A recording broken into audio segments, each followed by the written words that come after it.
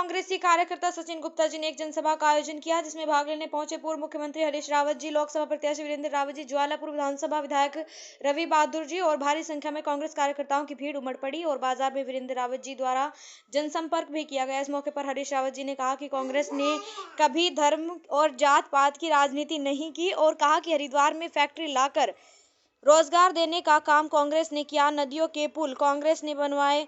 वीरेंद्र रावत ने भी कहा कि आगे भी कांग्रेस युवा और रोजगार देंगे और किसानों का कर्ज केवल कांग्रेस ही माफ कर सकती है। अगर संविधान बचाना चाहते हैं तो कांग्रेस को जिताना है। पहलू से हम कहना चाहते हैं, जैसे ही इंडिया अलायंस की सरकार बनेगी, इंडिया अलायंस की सरकार बनते ही हम हर साल ऐसे गरीब परिवार की सबसे बड़ी महिला के खाते में 1 लाख रुपया डालने का काम करेंगे और उत्तराखंड का उत्तराखंड में जब सरकार बनाएंगे तो हमने तय किया है, जब ये रवि बहादुर जैसे हैं, इसीलिए वीरेंद्र ने बहुत सही कहा कि इनका जो 405 का नारा है, इससे सावधान सावधान, मैं आपको सावधान करना चाहता हूँ। इस नारे से आप सावधान रहिए, सावधान रहिए। यदि जरा सा गलती कर दी, एक चीज महत्वपूर्ण है, जरा सा गलती कर दी तो नमूने खता की सदियों ने सजा किया गया है। सचिन गुप्ता जी द्वारा श्री वीरेंद्र रावत जी हमारे बीच पहुंचे, उनका भी स्वागत सम्मान है हमारे बीच में। कांग्रेस पार्टी सभी कांग्रेसी एक मंच पर दिखाई दे रहे हैं भाई।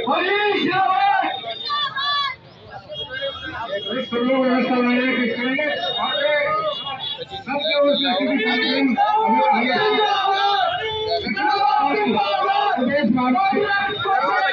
वीरेंद्र रावत, हरीश रावत जिंदाबाद, कांग्रेस पार्टी, हरीश रावत करे तो ये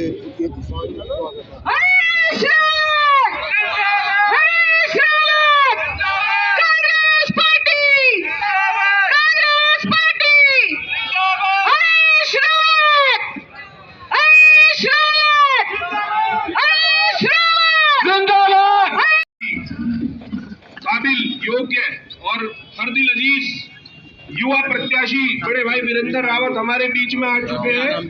मैं आप सभी से निवेदन करूंगा कि उनका दिल और जोश के साथ स्वागत कीजिए।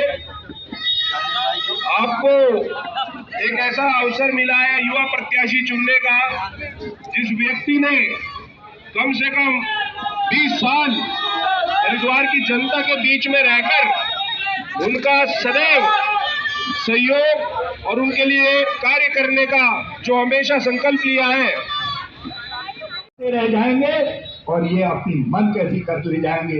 इसलिए मैं उन सारी ताकतों का आह्वान करना चाहता हूं जो देश की आजादी के इतिहास से प्रेरणा लेते हैं, जो गांधी के भारत से प्रेरणा लेते हैं, जो मौलाना आजाद के भारत से प्रेरणा लेते हैं, सरदार वल्लभ भाई पटेल के भारत से, सुभाष के भारत से प्रेरणा लेते हैं।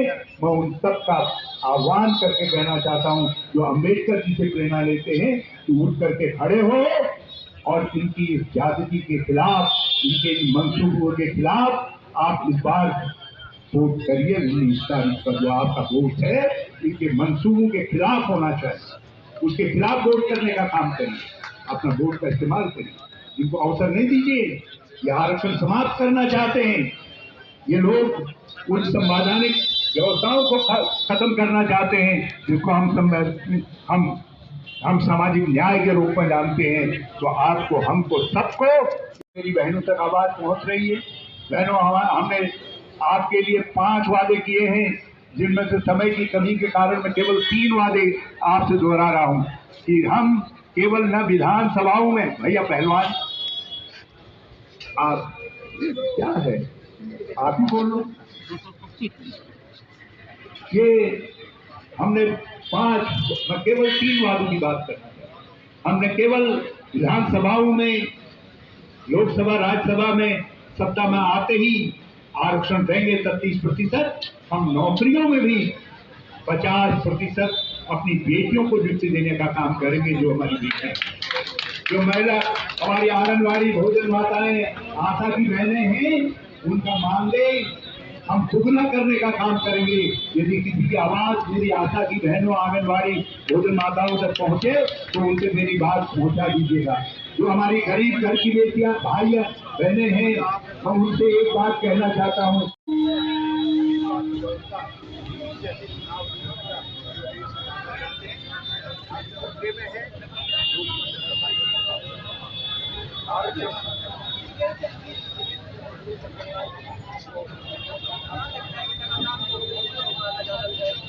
हमारी भावना है जो भाजपा में जा रहे हैं उनको कम से कम तो दूसरी पक्ष में ध्यान मिल जाए कि जो कहीं बहुत दिखाई दिए तो हमको समझा बहुत दिक्कत हमारे सामने हमारे मान और सम्मान के साथ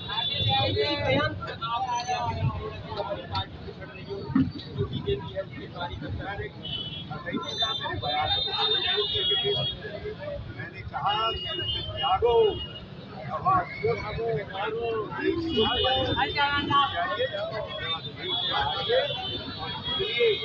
भाजपा ने आपका स्थान दिया है, आप भाजपा को मजबूत करिए, अपना स्थान